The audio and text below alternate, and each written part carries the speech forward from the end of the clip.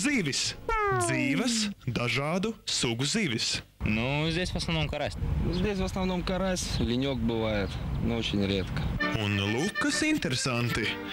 Ja agrāk pieminekli pārsvarā cilvēki apciemoja dažādās darbaļaužu svētku reizēs, tad tagad, kopš pieminekļu tēliem pievienojies zemūdens bariņš, vairojies arī pieminekļu cienītāju skaits.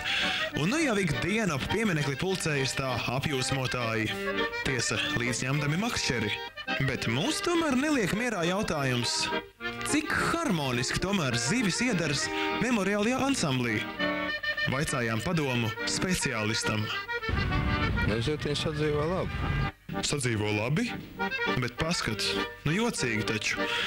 Dažlaps Janskungs savu makšķeri vicina tieši zem uzvaras zvaigznēm. Un kamēr mēs tā domājām, piebrauc auto, un no tā izkāpa neviens cits kā Alfrēds Rubiks. Ja atceramies, tieši viņš bija pilsētas mērs pieminekļa uzcelšanas laikā. Pēc Alfrēda Rubika domām, zivīm šeit nav vietas. Viņam šeit nevajadzētu būt, jo tas, ka viņš šeit ir saradušies, tas nozīmē, ka ūdens tilpne sen nav tīrīta, un kā man saka, ka te pat līņi ir, tad līnis jau mīl, lai apakšā būtu dūņas un būtu kur paslēpties. Un Rubiks devās paskaidrot vīriem, ka tā nav labi, ka tas ir likuma pārkāpums. Ну, а вы не соображаете, где вы находитесь? В городе, у памятника. Это что, для рыбы, что ли, сделано? Мы что, портим, мешаем кому-то? Это ж памятник вашим предкам, которые для вас завоевали, ты понимаете, свободу от всего. Будет вот долго вот отсюда полкилометра, вот там ловите. Вот ловите сами там. Ну, там сети уберите, вы меня не тогда учите. будем там. Не грубите, молодой человек. Научитесь разговаривать со старшим. Я с вами вообще не хочу. Ага, не хотите, это ваша проблема. Будете разговаривать с полицией тогда. Потому что я еще кланяться должен.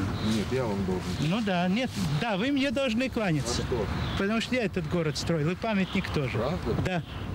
Да. Ничего не надо. Колючая проволока, я же вам говорю. Ну, колючую проволоку не волнуйтесь. Придет время, будет колючая проволока. Vispār jau laikam pārāk liela brēka ap tām zivīm te izcēlās. Pēdējā laikā pieminekli taču sākuši pulcēties arī citi zvēri. Pīļu ģimenīte, vardītes, bet arī tas vēl būs tīrais dzīves sīkums. Izrādās, ka piemineklim uzglūn reāli draudi no blakus upītes. Здесь вот есть этот канальчик такой, мы его зундой называем. Там бобров навалом, деревья грызут.